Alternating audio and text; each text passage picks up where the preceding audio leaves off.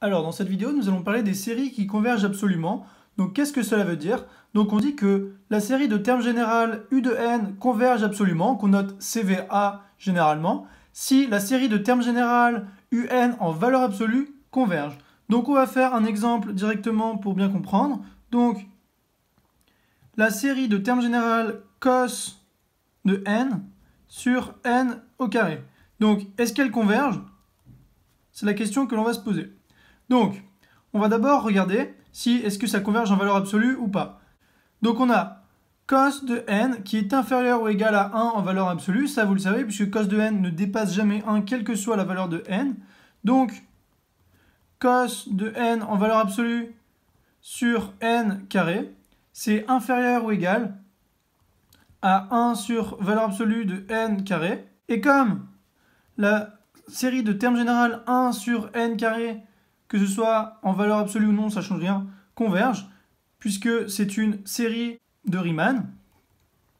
Alors la série de termes général cos n sur n carré est inférieure ou égale à une série de termes général 1 sur n carré qui converge.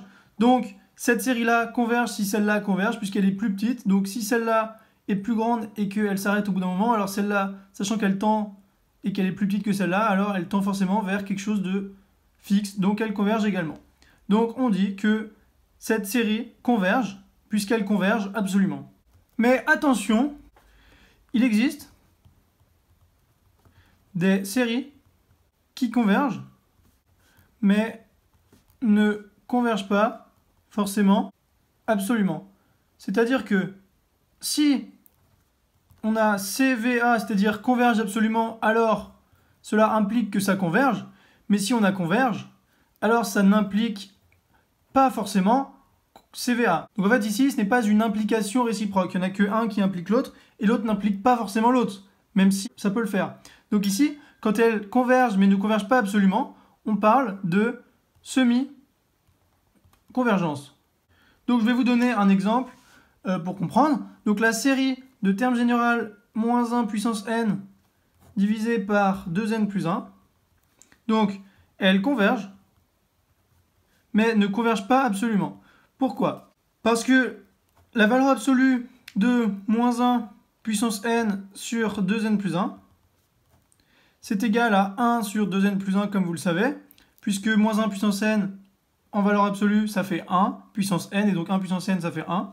Et comme 1 sur 2n plus 1 c'est équivalent à 1 sur 2n, et que la série de termes général 1 sur 2n diverge, puisque c'est pareil que si on a 1 demi fois la série de termes général 1 sur n, et ça c'est la série harmonique, donc diverge. Donc on a 1 sur 2n plus 1, donc la série de termes général 1 sur 2n plus 1 qui diverge ici. Donc on a vu que elles ne convergent pas absolument, car en valeur absolue cela ne converge pas, mais pourtant on sait qu'elles convergent ici, donc on appelle ça une série semi-convergente.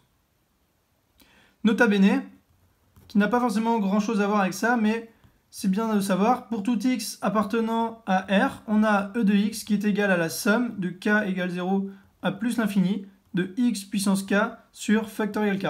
Donc ça c'est une formule importante à connaître, et notamment en probabilité par exemple.